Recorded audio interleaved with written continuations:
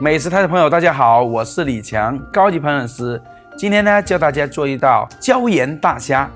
这道菜呢，香香脆脆，非常适合拿来下酒，也是我们家常的快手菜。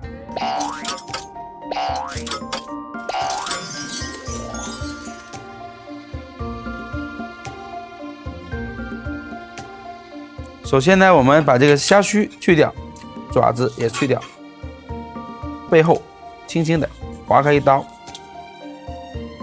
把这个虾肠子取出来。而且呢，有个开口呢，它比较容易入味。虾线去掉之后呢，我们就把它给放在一个大碗里面腌制它一下，放几片姜片、盐、料酒，搅拌均匀。这样腌制的过程呢，可以让虾更加的入味，待会炸出来的虾呢，里面的味道都会非常的好。虾呢腌入味之后呢，我会用厨房纸给它吸一下水，这样子呢可以防止下油锅的时候呢引起那种炸锅。这时候呢，我会加上一点点淀粉，这个虾呢会更酥更脆，炸出来。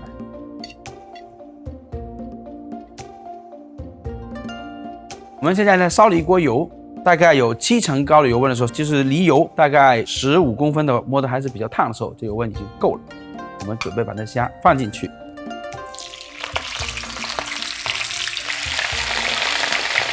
我们用筷子呢把这个虾撩撩散，这样子呢它炸出来的话呢会比较均匀，颜色呢也会比较好看。大概炸它1分钟，每一面都炸得它酥酥的脆脆的。我们刚下去的时候，这个泡沫会很多，因为有水分。现在快要炸干的时候，这泡沫会变得很少。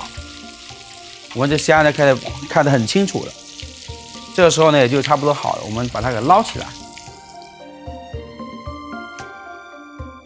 我们重新再烧个锅，锅热之后呢，我们加一点点油，把青红椒、蒜还有葱花末，把它给倒在锅里面，轻轻的煸炒一下。炒出这个香味之后呢，就可以把这个虾倒进去，把这个椒盐撒在上面。我们边撒边给它炒一下，这样子才容易炒匀。因为火太热的话呢，很容易把这椒盐给炒焦。我们倒进去之后，把它火一关，翻几下子，我们就可以出锅了。好，我们这道椒盐大虾就做好了，是不是觉得很简单呢？那我们尝尝的味道怎么样？